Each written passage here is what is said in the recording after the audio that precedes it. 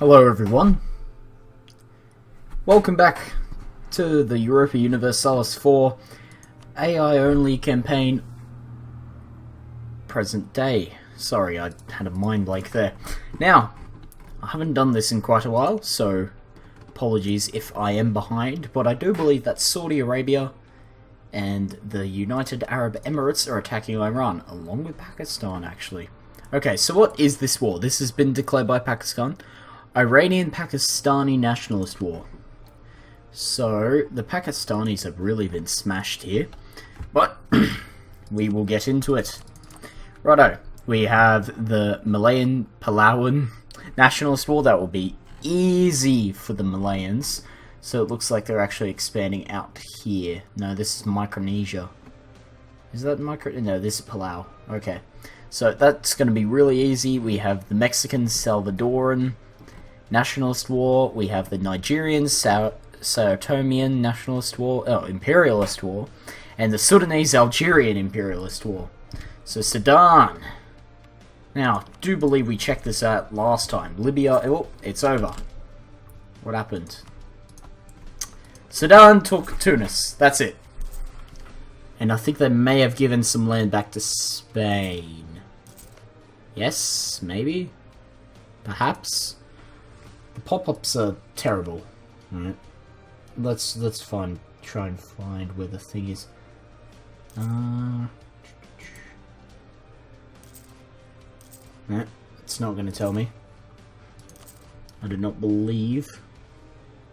Anyway, let's have a look around, shall we? Iranian-Pakistani nationalist war? Righto.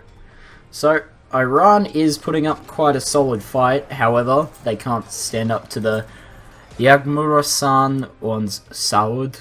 So, I butchered your name, I'm sorry, whoever's the current king.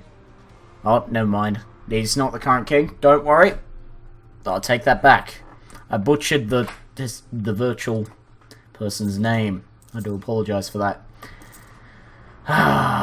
Well, Kazakhstan's done bugger all, in my opinion. And so is Turkmenistan and Kyrgyzstan, Tajikistan as well. It's just the pits around there. It's just, they've done nothing. Uzbekistan did something back in the day, though. So, what Mauritanian-Moroccan nationalist war? Hello. Mauritanian-Moroccan. Up here. Oh, Morocco's a one-province minor, no wonder. Okay. So Mauritania is rather poor and has various culture groups. So Semigambian, Tuareg, and Mande. Okay. Oh, has the war ended or no? Okay, still going. Morocco and Senegal. So you could possibly grab some better land, Mauritania, if you put your back into it. But possibly not. Who else is on the other side? Mauritania and Gambia. Righto. I don't know where Gambia is.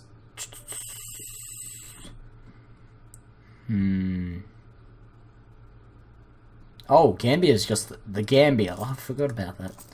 Oh dear. I'm sorry. You guys are watching and you probably thought, jeez, he missed that really easily. It's a very small country. And I don't actually know why it exists. It's probably something to do with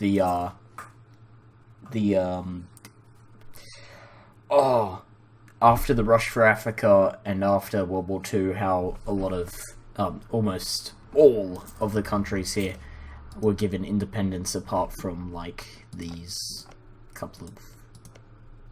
Melilla and Ceuta were not given independence from Spain.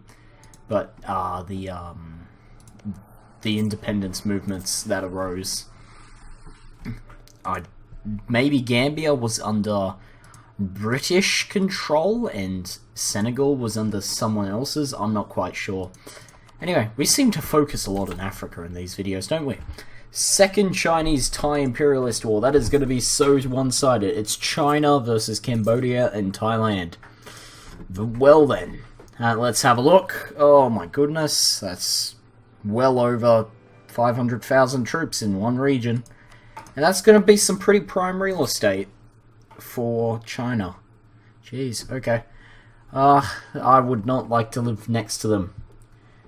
Particularly if you're the Philippines. Oh, also that No. No, that was a different video. Never mind. That ended years ago. Okay, so what did China take? China took Wudong from... so basically all of Western Thailand, or what remained of it. Malaysia was a one-province minor, and it looks like there's a new war going. Yep, Malayan-Malaysian nationalist war, okay. Well then, that's going to be over. There we go. Malaya's... Well then, Malaya's looking to be quite the country. Australia doing whatever Australia does. Actually, I know the place. We don't do that much. Particularly in our parliament. They're useless. I don't know why Orange is the capital, but... Toowoomba. You see, Orange is the capital here, even though there's quite a few. There's only... Well, there's one city that's bigger than it, and that's Dubbo, which is up here somewhere. I couldn't tell you about the rest of Australia, but... It's a big enough region, and as it is. And you got North Korea. Well, I really wish the game could simulate this a bit better.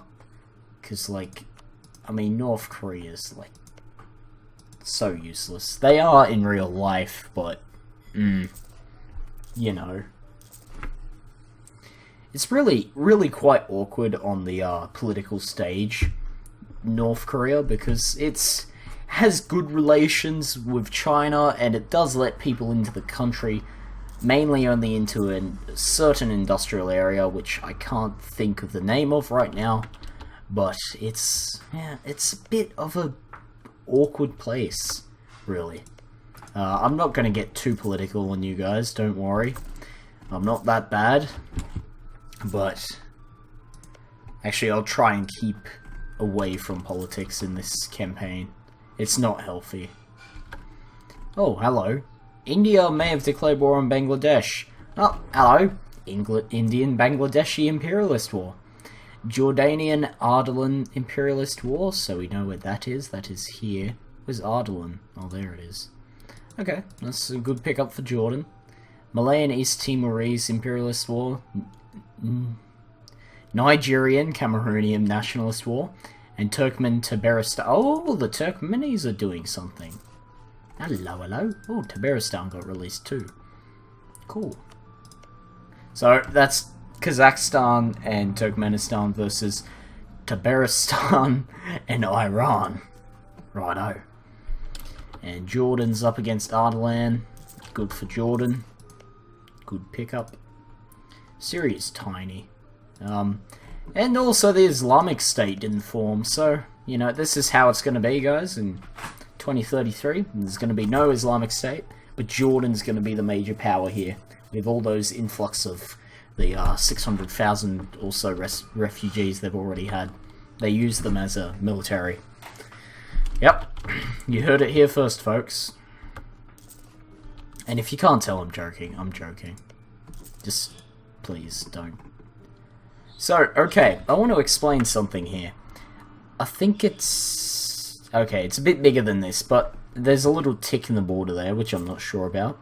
But here, about from this area down to here, is the Halaib Triangle. And basically, that's being fought over by... Well, not fought over, but disputed by Sudan and Egypt. And there's an area here, and it's probably this... Maybe this region? Around there? Anyway, it's completely unclaimed by either country, because if they claimed it, they would have to give up their claim on the other region, and the Halaib Triangle is much more fertile, and etc, etc. So it's quite interesting. Anyway, Nigeria, compared to the nations around it, is really developed, and I guess that is kinda accurate, really. I mean, at the start of the game, Nigeria is more developed than the other countries around it, but it's very true, because in real life, I mean, you don't get spam from Mali saying, hey, this Milanese prince wants your money to get him out of the country, and then he'll give you this massive family fortune. No, it doesn't work like that. It's Nigeria instead. And also, they can glean quite a few things off your hard drives. Not only in Nigeria, but in other countries as well. And they sell that information to big... I'd like to say big pharma, but it's not big pharma. But to big companies that need/want your information. So, yeah.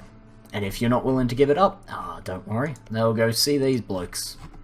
Quite interesting, though. Now, I know why this region's underdeveloped. It's because it's not used. I think that's probably the best thing about the development area is, like, if you actually looked at it, stepped back and looked at it, is development necessary? Because these regions could be massively for production or something, but they're not, because, I mean, a lot of illegal forestation goes on in the Amazon, but it's not meant to happen. They're just not meant to do it, and it's really quite interesting that the way I am really stuffing up with my words here, but the way Europa simulates it is probably the most accurate they can get it. I mean, of course, regions develop over time, which it doesn't simulate that well. It does do it, but not to the extent that it could. And that's, like, they really need to work on that, and there's quite a few things they need to work on in this, and most of them you will probably see in Europa Universalis 5, whenever that comes out. I've no idea. Paradox are really good with their secrecy. Anyway, we've not been focused here. Kenya no Mani, Imperialist War, Uzbek... Okay. So we'll check out the Kenyan no Mani. Okay, well, that's not too far away. So Kenya's probably going to get pretty decent pickup. Yep, okay. That's going to be all of Oman's mostly useless land going to Kenya. Make their name slightly bigger. If they got rid of the remnants of Somalia, they'd be able to definitely clean up their name. And what was the other one? It was the Uzbekistan-Kyrgyzstan war. Kyrgyzstan's gonna die. Oh, wait. Let's have a look. Kazakhstan, Turkmenistan, and Kyrgyzstan versus Uzbekistan and Tajikistan. All the stans. Oh, and Turkmenistan got wrecked. Oh, hello. That's quite significant. Kyrgyzstan and Kazakhstan do have a military, but this is interesting. Uzbekistan looks to be the most developed region in Central Asia. Very interesting indeed. China's at war again. Hello. China Malayan. Ooh. Righto. We'll check that out. Egypt-Iranian imperialist war against Georgia, Greece, and Iran. That's an interesting war. Probably because they got Muscat here. They will go for some of Iran's southern provinces. We have the Botswana and Namibian imperialist war. That's quite a big war, 9 nations. We'll check out the Chinese and Malayan one later. Botswana. Okay, well, Democratic Republic of Congo, Tanzania, Malawi, Zimbabwe, and Namibia on one side, up against Botswana, South Africa, Mozambique, and Angola on the other. I'm vouching for the Botswanan side to win this one, only because, look at that development difference. It's quite significant. You don't want to ignore the development, unless the AI has a spasm and just fails. But, yes, now we shall go check out what is occurring over here. Malaya has already lost the Johor Peninsula, I think. Or the Johore. That one. This one right here. Because I can't point at the screen because you guys can't see it. Here, look, Singapore. That's not actually attached, by the way. Just in case you didn't know that. Ooh, the lag. Okay. Oh, there goes Sumatra. Jeez, that was quick. Malaya's getting their troops organized. So, does China have actually any claims? No, they do not. So, we may see something a bit interesting happen here. We don't actually know what they will take. I'm willing to bet on the Johor Peninsula. I'm just going to call it that. The Johor Peninsula. And maybe a region of Sumatra? Possibly? Unless they want something else. I don't really see what else they could pick up, but this is definitely going to be interesting, particularly if Australia hops on top of this. Because if Australia hops on Malaya's weakness, they could definitely grab even West Papua, or possibly some of the smaller islands here. Anyway, what else do we have? We have there are just massive wars going on in Africa. It's like medieval Europe, but with more guns. And better guns. Just guns. All the guns. Yeah. All the guns. Burkina Faso. Hello, hello. So, I know where that region is now. So, what do we have? Chad has not joined in. That's probably for the best for the other blokes, but Nigeria joined. What can you do? Oh, and someone else joined on Burkina Faso's side as we were speaking. We have Niger, Nigeria, Togo, Guinea, and Liberia, plus Burkina Faso, against Benin, Ivory Coast, or Cote d'Ivoire, Sierra Leone, Guinea-Bissau, and Senegal. So this is also going to be... I'm just putting my bets now. The Burkina Faso side's going to win because of the development. And I think I'll leave it there. So we have two massive wars going on in Africa right now that are completely just engaging West Africa and South Africa. So we're going to really see some proper power plays here. Though the real players aren't actually getting involved that much, which... not too sure about it. Anyway, guys, you know the drill, and I'll see you all next time.